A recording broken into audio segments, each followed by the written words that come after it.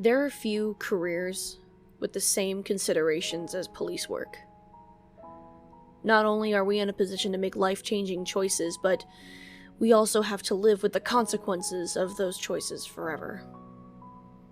Many people struggle to handle that. Time and time again, we see what happens when people who are clearly unprepared are forced to navigate intense situations. It ends in tragedy. You must come to grips with the fact that you'll make decisions that'll stick with you forever. And those decisions add up, sometimes quickly. As the years go on, you have to determine when enough's enough. But it's not just the choices you make for others that matter. The ones you make for yourself can be just as impactful. Detective Joss and I were sitting across from the chief in his office. Two of us being together had become commonplace over the last few months. In retrospect, despite being his most trusted officers, it was probably still bizarre for him to see us getting along. After the events involving the Hammerhead creatures, Joss and I really got to know each other on a human level. From there, our connection took off. Looking back, it's interesting how trauma brings people together. So, the chief began, you two are going to be gone for the week, correct? Yep, Joss responded. Up north at the cabin, just like we talked about. He eyed us for a moment, chewing on a toothpick. While leaning back in his chair, he turned to me. Smith, do you know of the family that went missing up in the same woods your cabin's located in? Typical nuclear family taking the grandparents out for a camping weekend. His question caught me off guard. No.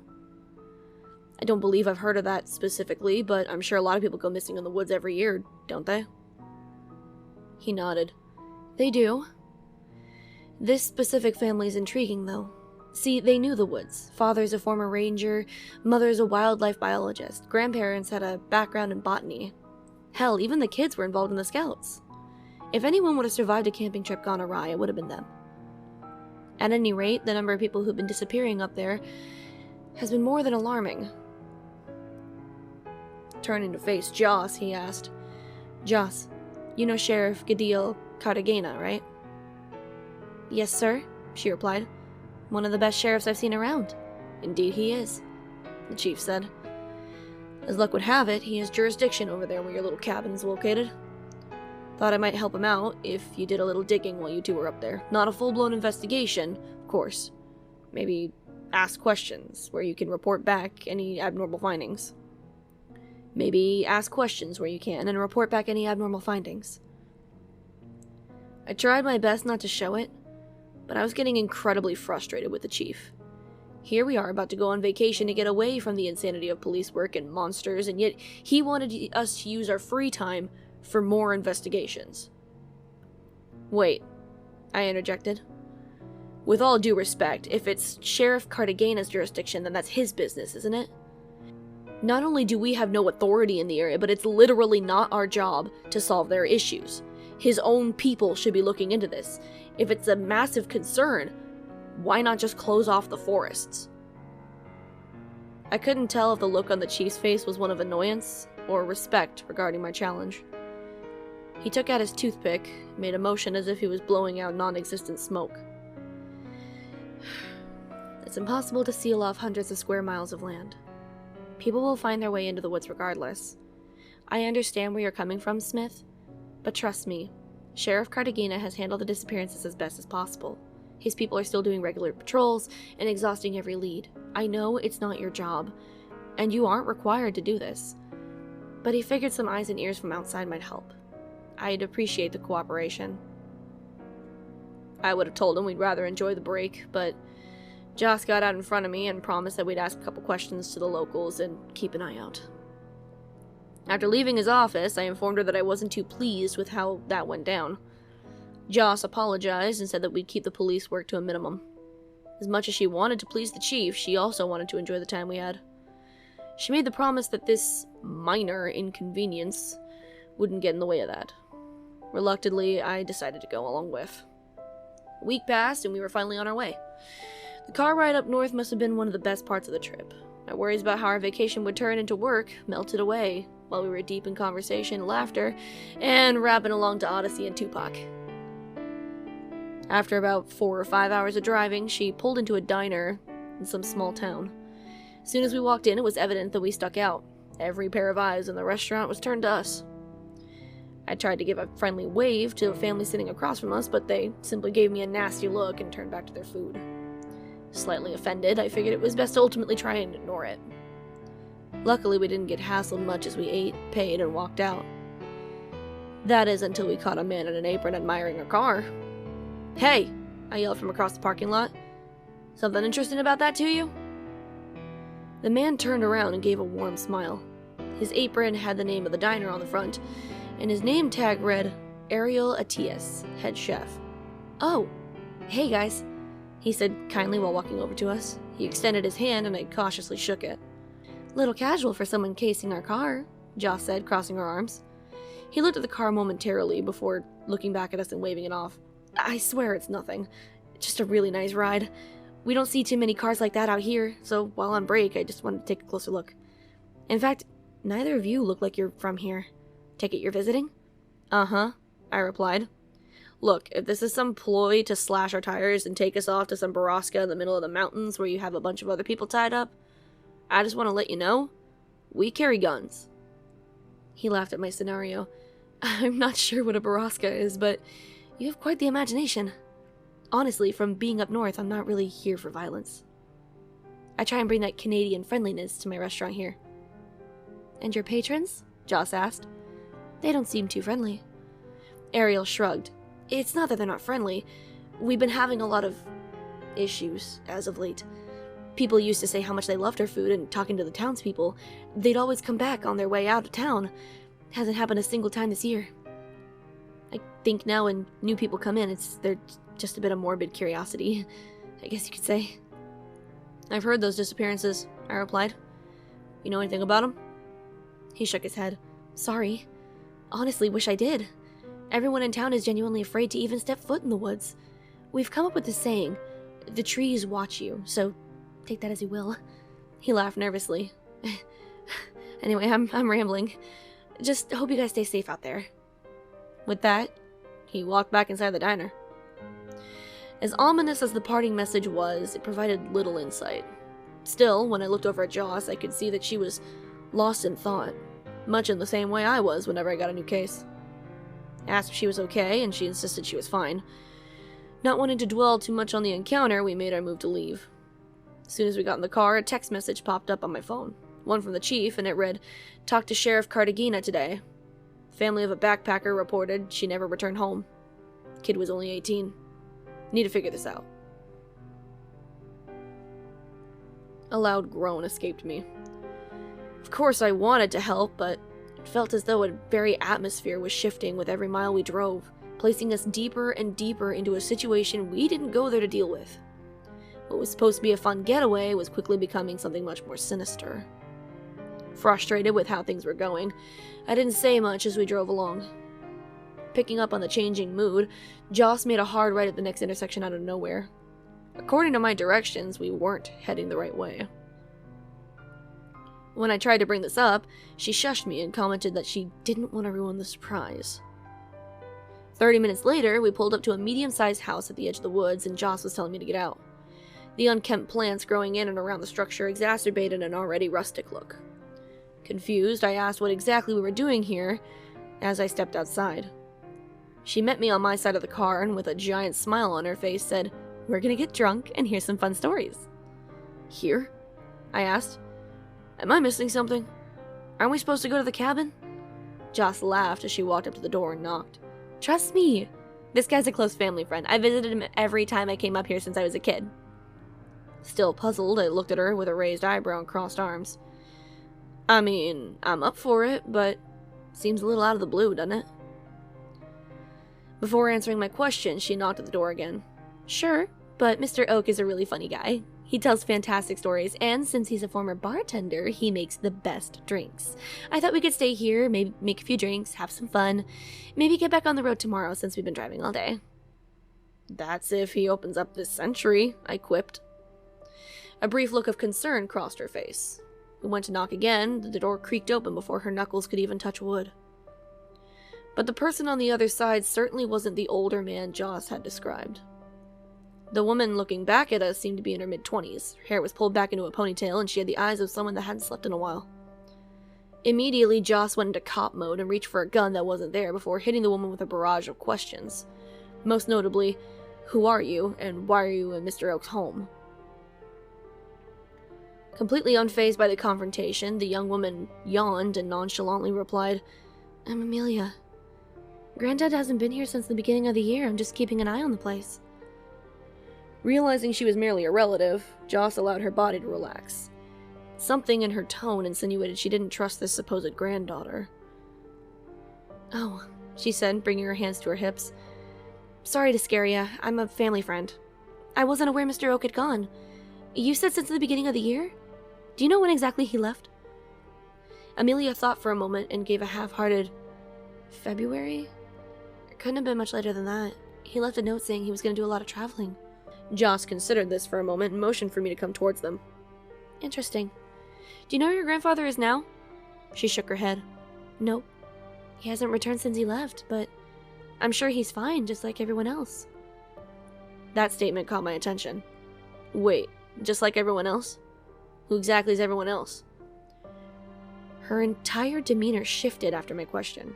Her eyes immediately darted to the woods behind us. A nervous smile grew on her face, and the inflection of her voice signified mild discomfort. "Oh, I just meant like in general. Granddad's a tough guy. He told me he was doing well a couple of days ago." I wanted to press further, but Joss stopped me before I could ask any more questions and interjected with, "My mistake then. Sorry to bother you. We'll be on our way." Without another word, we left. The hastiness of the exit had me in shock. Here we had a direct connection to the disappearances, one that maybe could have led us to some exciting information, and yet the hard-ass of all hard-asses wanted to just drop it.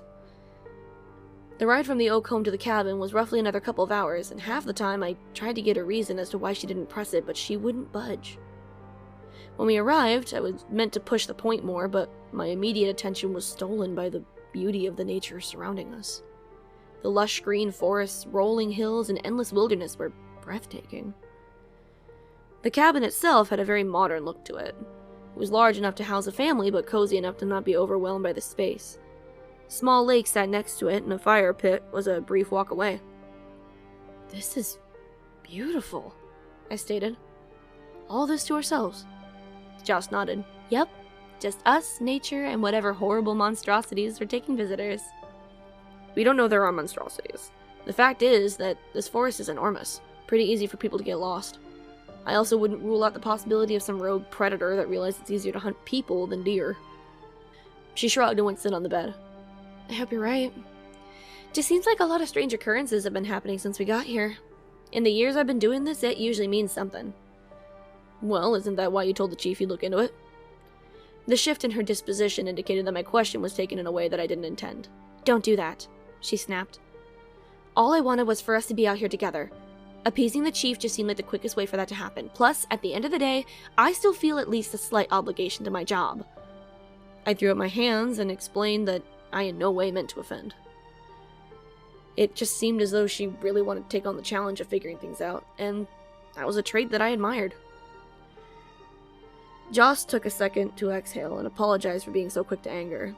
She explained how stressful it was to balance her allegiance to her work and her genuine desire to make progress with me in her personal life. It's a feeling I could relate to. I assured her that how she was going about it was fine.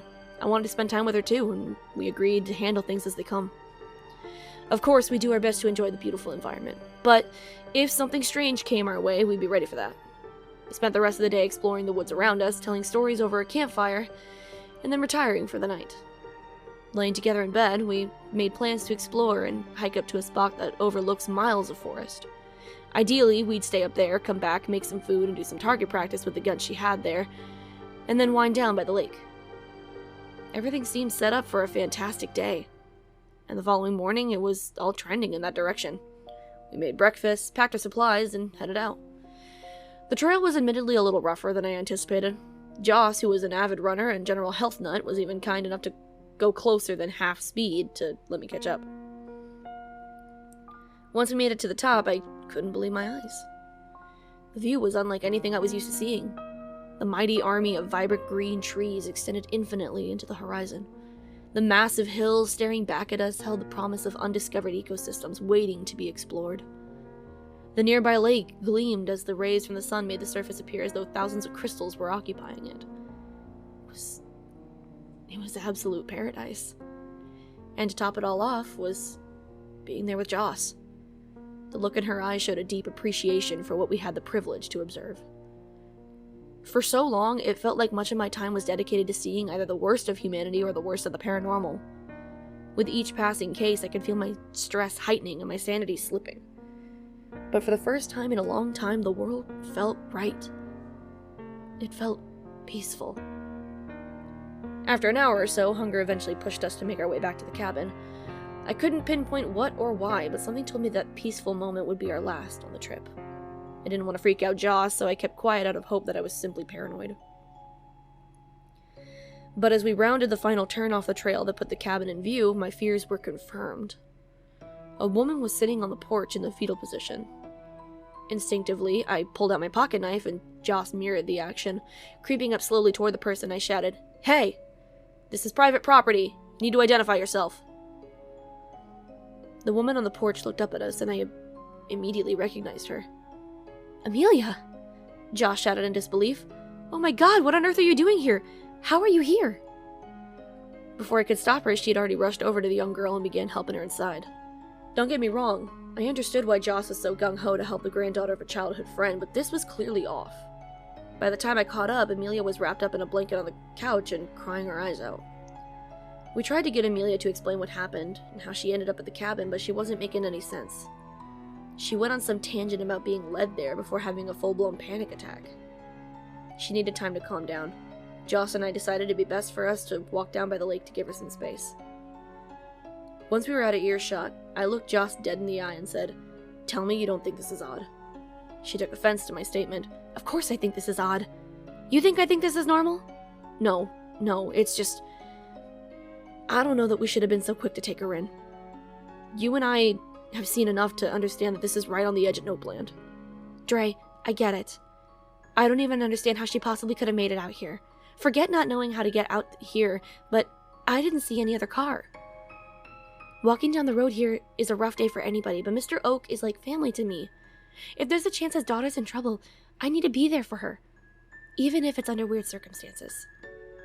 No part of me liked that answer, and frankly, if it were up to me, I don't know that I would have let her stay around. But at the end of the day, it wasn't my call to make. This was her cabin, and I needed to respect and trust Joss. Without any other argument, I simply replied, "Okay." Soon after, we made our way back inside and found Amelia had calmed down a bit. I made us all some coffee and asked her if she would be comfortable speaking about what happened. She gave a reluctant nod and wiped away the remaining tears. She attempted to look Joss in the eyes before speaking, but ultimately turned her gaze downward and began crying again and shouted, "I'm so sorry. I lied. I lied. Oh my god." Confused, Joss bent down and put a hand on the young girl. "You lied? About what? What do you mean?" "Granddad. He never went on a trip. He's gone." "What?" Joss half shouted while popping up. Where and when did he go missing?"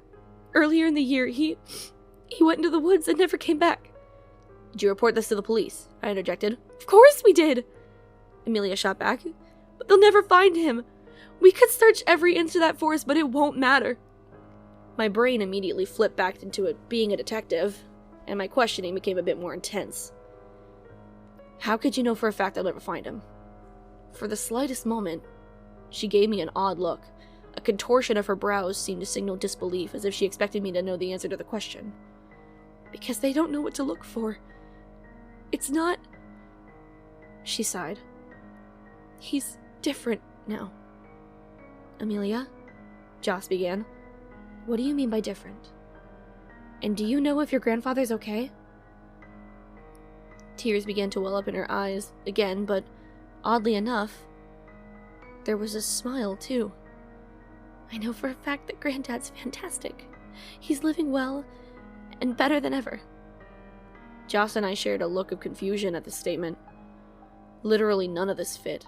In our brief moment of interaction, Joss must have been able to read my mind, because she asked a question that was also at the forefront of my brain. Amelia? How did you know to find us here? A moment of silence followed. Amelia seemed to be contemplating how to tell us. Still, without her saying a word, I knew the answer would be an incredibly uncomfortable one. When she finally found the words, she simply turned to look out a window and stated, Granddad told me. She gave us a quick glance before looking back out the window and continuing, I can hear his voice from all around. He said a lot of things and they scare me. You both needed to know. I didn't know what to make of what she was saying. As much as I wanted to dismiss that she was getting mental messages from her potentially dead grandfather, I'd seen too much to rule anything out. On the flip side, it also wouldn't be the first time someone had, in reality, done something awful and then played it off with talks of voices in their head. But at the end of the day, I needed to approach the situation rationally. I couldn't believe it was supernatural until I saw the supernatural. I suggested that she let us drive her into town. Ideally, we could get her checked into a hospital. Maybe she could give the local police any information about the voice of her grandfather. Josh shut down the idea and instead insisted that Amelia stay. She was adamant about monitoring her, at least for the night. Joss later confessed that getting rid of Amelia without calming her down under supervision would be like abandoning her. And she wouldn't do that to the family of a close friend. It was a rationale I didn't necessarily agree with, but one that I respected. We went about setting up the guest room for Amelia and spent the rest of the day fishing and taking shifts watching over her. Most of the day, Amelia sat silently in her room. She'd be on her bed and stare at the window, seemingly deep in thought. I'd try and talk with her, but the most I could ever get was a brief glance in my direction. Eventually, the time came for me to go to bed. I walked to the kitchen to brush my teeth and caught Amelia sitting at the table drinking some tea. By this point, I didn't expect any sort of acknowledgement of my presence, but to my surprise, she gave me a very warm, "Hey, Dre." A little caught off guard, I greeted her back, but ultimately thought nothing of it. That is, until she got up and started to walk out. Just before reaching her room, she stopped, turned around, and stared at me. A very unnervingly wide smile was plastered on her face.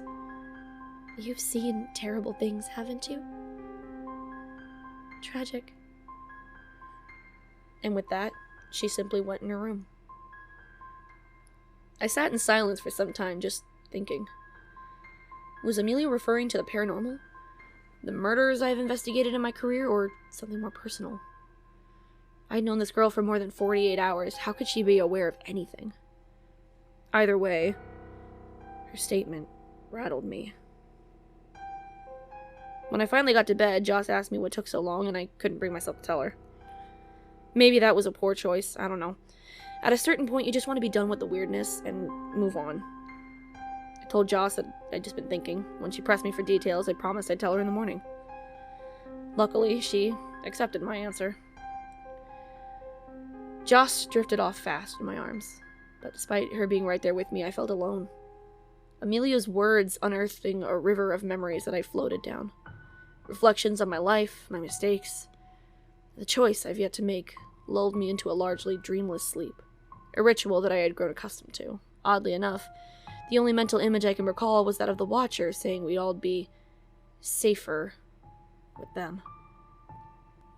I don't know how much I slept, but it was clearly very early in the morning when I woke up. The sun had just begun to rise, and Amelia had the blanket pulled up over her face on the other side of the bed. I sat with my eyes open for a moment when the realization hit me that I wasn't going to be able to fall back asleep. With a quiet groan, I pulled myself out of bed, put on some clothes, and walked over to the kitchen to grab some water and brush my teeth.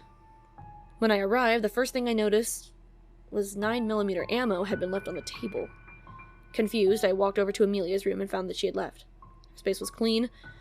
Nothing indicated that she had left in a hurry. At first, I figured she had likely gone out into the woods to shoot. Perhaps Joss told her where to find the gun while watching over her. When I went outside to try and find Amelia, I immediately noticed more bullets had been dropped, and they led to a nearby trail. As I walked to the trailhead, I heard a gunshot coming from that same direction. I figured I'd follow the trail and hopefully meet up with her at some point, but not too long after I started walking, I heard an eerily familiar voice call out to me from deep in the forest. A voice so familiar, in fact, that it froze me in place. I dared not move from my spot in hopes that it would call out again. Tears began to make their way down my face. I knew that it was probably some fucked up trip being played on me, but I didn't care. The moment I recognized it was my son's voice calling out to me. My baby boy calling for his father. I sprinted off towards it. I'd seen so much in my time investigating the paranormal that I suppose a small piece of me hoped that somehow, some way, something had brought him back. Even if there was a 1% chance, I had to take it. I ran and ran, my boy guiding me toward his location. I called out for him. He needed to know that his father was finally going to be there for him. I had no idea where I was headed, and I didn't care. I just kept going until I physically couldn't any longer. But ultimately, my efforts had brought me no closer to him. Instead, I found myself in a grave situation. I had blindly run off trail into the woods, and now I was surrounded by nothing but trees. How could I be so stupid? I thought to myself. The voice had seemed so real. But the only thing that it had led me to was getting lost. It was the first time I had to consider whether or not I was indeed going mad. That consideration grew stronger when I saw what appeared to be a face embedded into the wood of a tree just to my right. Whoever it was seemed to be in anguish, their face seemingly twisted by unbearable pain. One would assume this was a case of face pareidolia, the phenomenon where humans interpret random patterns as faces. But if it was just a random pattern, it was a convincing one. It was as if the bark itself had instantly grown around this person, capturing a snapshot of their suffering. When I walked over to inspect the tree behind it, it was the same scene. Another person experiencing great pain frozen into the wood. A third tree mirrored that, then a fourth. Soon, I realized I was surrounded by an army of petrified faces. Before I could even process what could have possibly caused this messed up exhibition, my son's voice broke through the confusion. It didn't take long to find the source. A tree that appeared younger and thinner than the rest, slightly further out from the others. At its base was the face of a young boy. It looked like he had been crying. I went to wipe the frozen tears from his face and kiss his forehead. A small smile crept across my face, and I hugged the tree. It had been far, far too long since I had seen my son's face. "Don't cry, Dad. You're finally here," he said to me. I suppose I didn't notice my tears and quickly wiped them away as I tried to ask how he had ended up there. "It was dark," he explained. "After that day, it was just really dark. But one day, I felt light. Growth and pain, then just light again." I wanted to talk more, ask how I could help, what I could do, but before I got the chance, something else came through. "My love, it's been so long," she said in her beautifully sweet voice. "Aaliyah," I shouted back. "How are you both alive?" She said softly with a laugh. "It wasn't any thanks to you, you cowardly bastard." "What?" I asked in disbelief. "No. This can't be. Oh. But it is." Her tone became much darker. "You left your wife and son to die, love. I told you I wanted you to find new work. I told you putting people in prison would make enemies. I told you, and now..." She was leading me to finish her sentence, but I couldn't. No, I mumbled under my breath. "There's no way." I stood up, shouting, "You're not them! You're some kind of apparition! A fucking lie!" A new voice emerged from the tree, one I didn't recognize. This voice was deep and monotone. "A lie? No, Smith. We are truth. We are life." The curtain had finally dropped. Something sinister had to be imitating my family, and I was furious. What kind of life could you possibly be? Look around! All I see is a sick imitation of death. It laughed an unimpressed laugh. We grow. Our cells divide. We turn sunlight into energy, and you call that death. We have brought life back from the husks of the dead. Our roots and mycelial networks are far-reaching from here to your home and far beyond. We connect everything. We absorb everything. We see everything. Its voice quickly shifted to that of a young girl. Remember me, Detective Smith? Who are you? Figures. I'm the little girl you let die because you were too overconfident to call back up. Or to stay to fight even if it cost you your life. Wanted all the glory for yourself, but couldn't handle the fire when it got too hot, huh? Coward. Faye Mizuki had come back from the grave. The greatest failure of my career was literally staring back at me, and I was speechless. The voice switched up again. This time the entity's choice shocked me, and I blurted out her name as soon as it introduced itself. Amelia. That's right. You know there's a better path, Smith.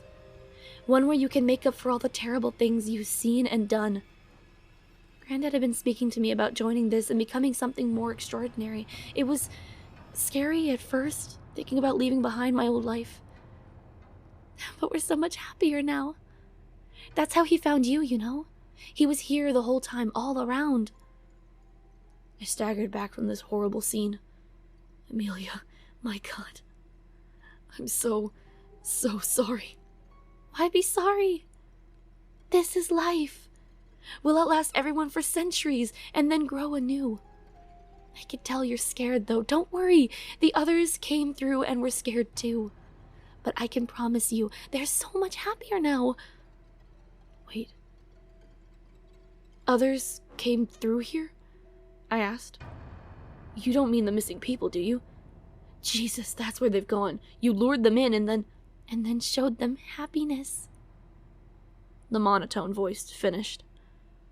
No one could possibly know a better paradise. That's why they're all suffering like hell, huh? I spat back.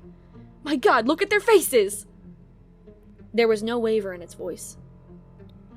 Growth is pain. As it said this, I felt something slice up my leg. Happiness requires growth. Therefore, you must experience pain to be happy. As much as I wanted to trade jabs with this thing, I could feel my legs starting to go numb, and my eyes growing heavy. My following few words were a jumbled mess, but I was conscious enough to understand my danger level. I attempted to turn in the other direction, but my foot caught a stray root and I crashed to the forest floor. The trees seemed more extensive now. Their roots moved quickly toward me, their wooden tentacles wrapping around my leg. I shouted for them to get away, but to no avail. Multiple voices from all directions surrounding me. Many I didn't recognize. You'll be happy here. We survive better together, said one. Why fight to be apart? This is your fate anyway, another chimed in.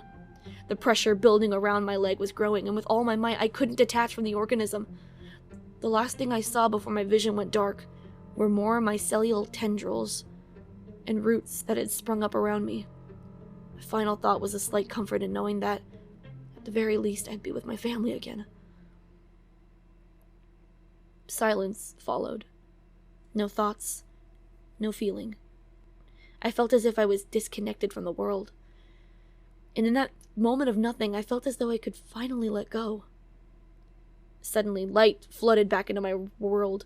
A dry heave followed, so did waves of pain. Joss was looking down at me. We were still outside, but in a different spot than we had been in before. Before I could say anything, she pulled me into a tight hug. Beside her laid an axe covered in plant matter. I could only manage to eke out a weak, "What happened?" Supposedly, Joss noticed Amelia and me missing after she woke up.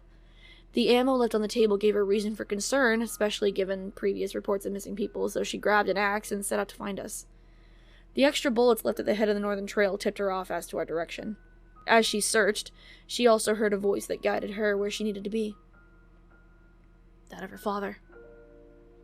The difference between us being Joss wasn't as entranced by the call. When she finally found me, nearly my entire body was wrapped in the green and white tendrils. They squirmed and grew as they entered my body through various cuts. Apparently it took her at least half an hour to completely cut me out. The thing I couldn't understand was how she was able to ignore the entity. Surely it wouldn't just let her take me, and as expected it didn't. The voices of her dead past whispered sweet nothings of eternal life, happiness, and infinite growth. Even Amelia had taken a shot at convincing Joss to move on to the next life, as she had done at the end of a bullet. For every mycelia and root she cut, it tried reconnecting with her, so she had to keep a constant offense to keep from joining the literal legion of the dead.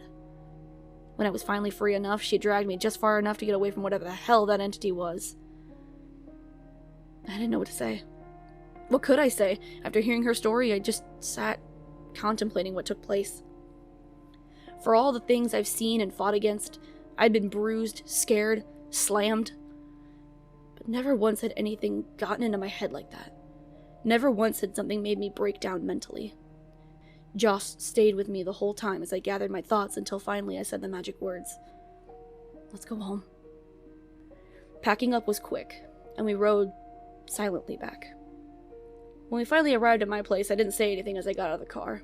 A simple kiss on the forehead was our only means of communication. And it stayed that way for the rest of the week. I spent all my time at home just thinking. When I was finally due back at work, I wore my best suit, showed up exactly on time, and went straight into the chief's office to place my badge and gun on the desk with my official resignation letter. I'm done, I said to him. He eyeballed the items for a moment. Then he looked up at me and leaned back in his chair and gave me a very matter-of-fact, "About time." His blasé attitude infuriated me. I'd been to hell and back for him many times over, and when it was over, that's all I got? It was goddamn insulting. The hell does that mean? I half shouted. No thanks, no trying to convince me to stay, just an apathetic comment? He leaned forward, calmly picked up my resignation letter, and neatly placed it in his inbox, sitting on his desk. Smith, do you remember how many days off work you took after your family's passing? No, I don't remember. But what does that have to do with none? He interjected. Not a single day off. Sure, homicide was challenging, but damn it if you didn't try. Your work never suffered, you never complained. Smith, your ability to deal with adversity is so far beyond what most are capable of. I needed that. I needed you. To go through what you've gone through and still see things through to the end is remarkable. Hell, if 99% of the people knew this was part of the job, they'd never join the force in the first place. His speech wasn't making me any happier. So you use my trauma to your advantage, and that's good? Not at all. He took a moment to open his drawer and pulled out a cigar, placed it in his mouth, and light it in one smooth movement. I know I'm not supposed to be smoking in here, but what the hell. Look, I'm not a heartless bastard. The human side of me doesn't want anybody to deal with this shit. Especially not someone that's seen so much. Another part of me wished that you'd quit, but... He stopped to exhale and take another puff. At the same time, some things are necessary. Someone has to deal with this stuff. I want to do the right thing, Smith. You were the perfect guy to help me with that. It's so much bigger than my feelings or yours. Judge me however you want for that, but it's gonna be tough to replace you. But that part of me, that human element of me, is so happy to see you go. So yes, it's about damn time. His words impacted me more than I thought they would. I stood there, not knowing what to say. Ultimately, I opted for silence. I needed time to process this. All of this. I gave him a simple nod of understanding, and from there, I walked out and never returned. In the following months and years, I did my best to return to a normal life. As I'm sitting writing this, Joss, or Evelyn, I should say, is talking to a few of our friends about our upcoming baby shower. Officer Ryan is most excited about it. He's insistent that our kids will be best friends. Writing these stories has given me so much perspective on these events. Retelling them and reading the feedback has meant so much, and I thank you all for that. I'm at a place where I've realized the truth is the most significant contribution I can give to the people, and it feels so good to be able to share that.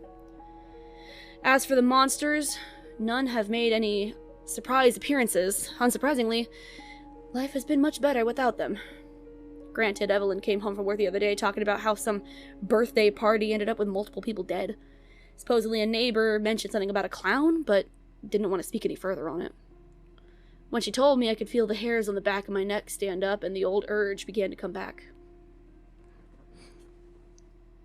Part of me feels like it couldn't hurt to do some research, talk to some people, just to make sure everyone's doing okay. But another part of me says to enjoy the quiet life. It's an internal debate I've had many times. Office work doesn't quite satisfy that itch, but maybe it doesn't need to. Perhaps I can finally be satisfied just being happy. Guess we'll have to see what the future holds. I'm really excited about it. And, as always, stay safe, everyone.